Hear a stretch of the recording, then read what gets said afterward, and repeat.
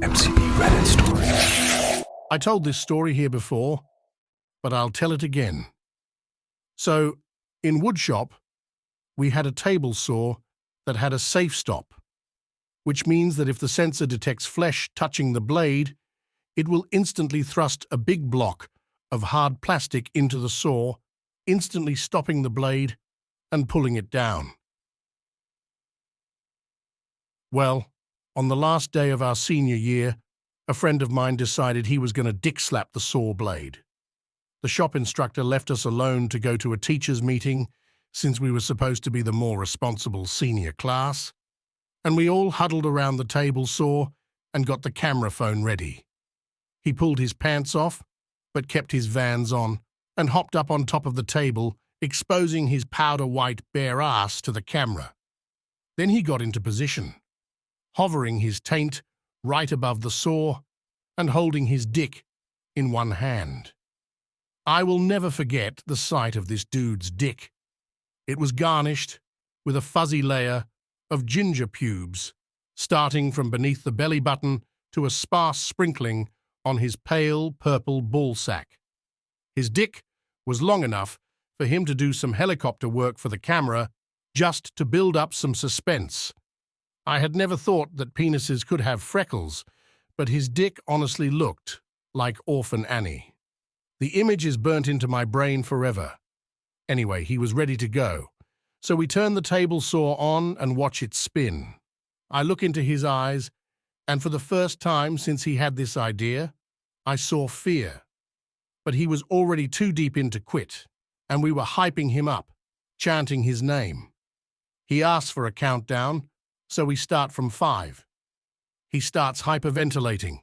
As soon as we get to 2, he starts screaming and flings his dick like fucking Mjolnir into the saw.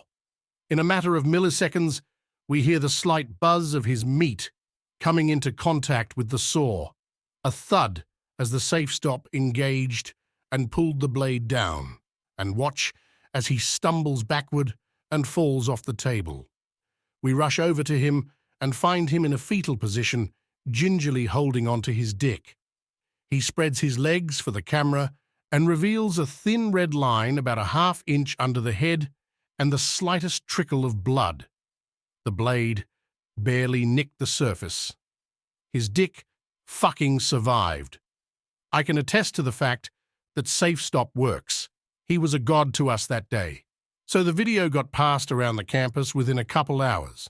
This happened in second period, and by fifth everyone had seen the video. He got called into the office by the end of the day. They couldn't exactly expel him, as it was the last day, but they did make him pay about $300 for a replacement safe stop. And he was not allowed to attend our graduation ceremony. Still a legend at the school. Oh, and by the way, this is the same high school that porn star Alexis Texas graduated from. Our school sure is special. Decided I didn't want to go to work one day. Didn't call, didn't show. Went to work the next day like nothing happened. Got called into the boss's office, and he gave me a raise. Pre-internet or cell phones. A friend of mine was set up on a blind date by a colleague. He turned up at the restaurant and saw the lady who fitted the description. Korean, early 20s, etc. So he introduces himself, and they have dinner and a drink. Arranged another date later in the week. He gets to work on the Monday, and his colleague is annoyed. "Hey, man, that was rude if you weren't going to show up. You could have at least phoned the restaurant and let her know." Yep, he got the wrong lady. Later, she said she didn't say anything because she wasn't very confident with her English, and she just thought he was nice and friendly. They got married in Japan, with both sides of their families, a year later. They have been married for nearly 25 years and are expecting their first grandchild. In 2011, I went back to my college apartment for a midday nap. As I sat on my bed and reached for the TV remote, I sleep better with TV noises playing, I noticed a little boy in my closet. As soon as he saw me notice him, he took a step back behind my hanging shirts. When I went in and moved the shirts, he was gone. My friend got a girl pregnant when he was 13 and the girl was 15. They met at the beach in Panama City, Florida. She was rich and lived in Ohio. He was poor and lived in Georgia. My friend never told anyone but me. He is now 28 and has a 15-year-old kid only I know about. The only reason he got away with it is because this girl's family was super rich. The girl never said who the guy was and would sometimes fly down to visit him in secret. I did not believe this shit until I saw pictures of his kid. His kid has never met him either, and I do not think he even knows he exists. I always daydreamed that if my friend died, I would have to tell his parents that he actually had a kid, and they had been a grandpa for 15 years and never knew it. When I was in elementary school, my brother and I were walking home from school after it had rained all day. He started reaching his hand in all the puddles. I asked him what he was doing. Sometimes there's money in these. 3 or 4 puddles later, he pulled out a $20 bill. Not sure if he ganked it from somewhere else and planted it, or it was legit. Either way, I now check puddles for treasures when there are no witnesses. About 7 or 8 years ago, I was really into humorous wiki vandalizations and thought it would be funny to claim that kiwi fruit were once called hairy bush fruit. I modified the page on kiwi fruit to say so. I cut and paste some random Chinese characters from elsewhere in the article and put this in: hairy bush fruit, Mao Mu Guo, Mao Mu Guo. Since then, it has been repeated all over the place and currently returns 61,000 hits on Google. It has been printed in The Guardian, which means it is now a 100% verifiable fact and will quite likely never be removed from the offending article. It is a kind of scary implication.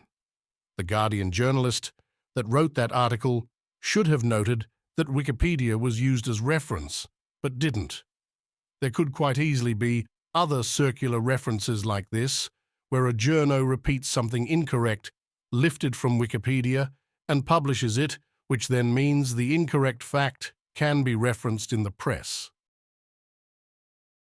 I was responsible for almost getting Game 3 of the 2004 World Series locked down because I was radioactive.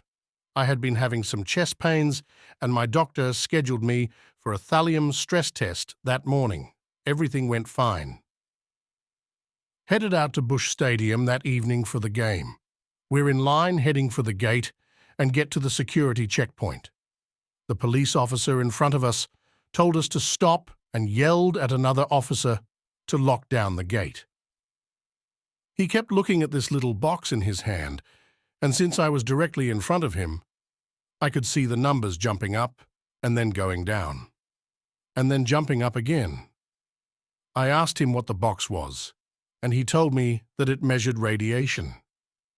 It's at this point that I start kind of freaking out in my head. I was convinced that someone had left a backpack with a dirty bomb somewhere near the gate. After about 5 minutes, the police officer radioed for assistance and advised the officers at the other gates to lock down. About a minute after that, a mix of 10 other officers and firefighters are swarming around us, waving these boxes around and telling each other, "Yep, I'm reading it too. It's right around here." One of the firefighters stood in front of the line and asked if anyone was carrying anything that might be radioactive or if anyone had been exposed to radioactive isotopes. And then it hits me. I'd been exposed to radioactive isotopes. I get the firefighter's attention and frantically explain to him about the stress test and the radioactive dye that I'd been shot full of. I'm immediately surrounded by the rest of the troops, and they quickly confirm that I am, in fact, the source of the radiation. They briefly ask me about the stress test, shrug, and unlock the gate. Never asked for my ID or anything. I think it was, I probably looked more relieved than they did. The cards lost. My mum almost ran over Jackie Chan in a Volvo while we were living in California. He ran across at a light that was green for crossing traffic. Don't think he saw that. My mum swerved, and he did a giant backwards leap out of the way. This was about 15 years ago. When my great-grandfather was a teenager, he cut off his thumb mowing the lawn. His mother took one look at it, grabbed a candle they had burning, and bound the thumb back to the hand with wax. He had the thumb the rest of his life.